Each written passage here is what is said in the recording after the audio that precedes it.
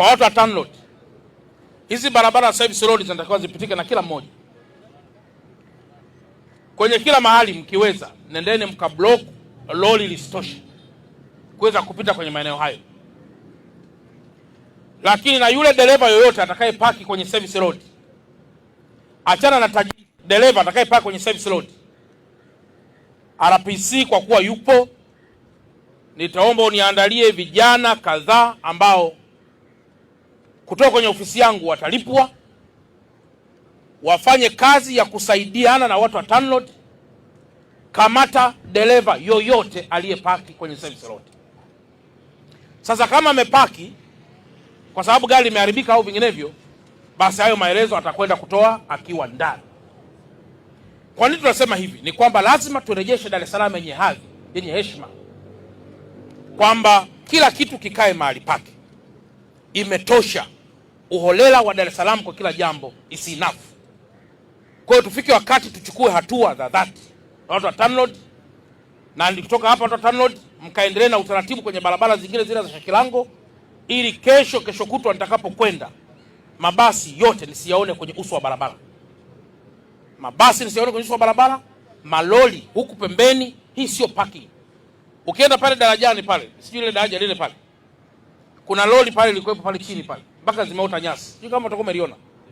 Sasa ieleweke, huyo mtu alipaki, alifia kwenye gari, akaozea kwenye gari, akapaa mbinguni kwa uwezo wa Kristo, haieleweki. Lakini kwamba lori liko pale aliweki limepaki lini. Sasa huo ni uholela wa kupitiliza kiasi kwamba hata tukipata dharura ya wagonjwa, ya moto, hakuna mahali pa kupita nje na hizi barabara. Zitafunguliwa katika shughuli maalum, na sio kila mmoja kuja tu kupaki.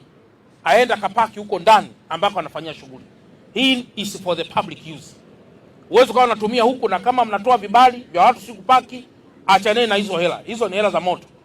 Zipo hela ambazo zimeungana na roho. Ama ile hela ule na roho, ama uachane na hiyo hela na roho ipone.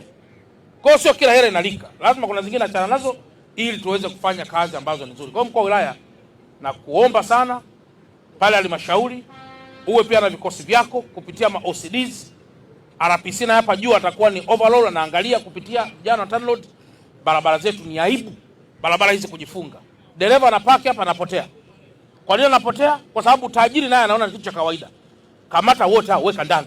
Alafu baada ya hapo malori haya yote yataondoka hapa barabarani. Mbona leo hayapo malori? Eti jamani, leo mnaona malori hapo? Sasa tuweze kuishi kwa huu nafiki mdogo mdogo wa leo yapo, kesho hayapo. Ni kushughulika nao kuanzia sasa.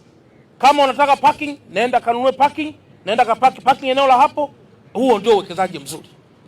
Kwa hiyo nimeona nitoa haya maelekezo, ndugu zanguni waandishi wa habari, na barabara zingine zote, Mheshimiwa Mkuu wa Wilaya, kutoka sasa na kuendelea, kama tusirudi nyuma, ili tuwafundishe watu kutii sheria bila kushurutishwa. Watii sheria kwa hiari yao wenyewe.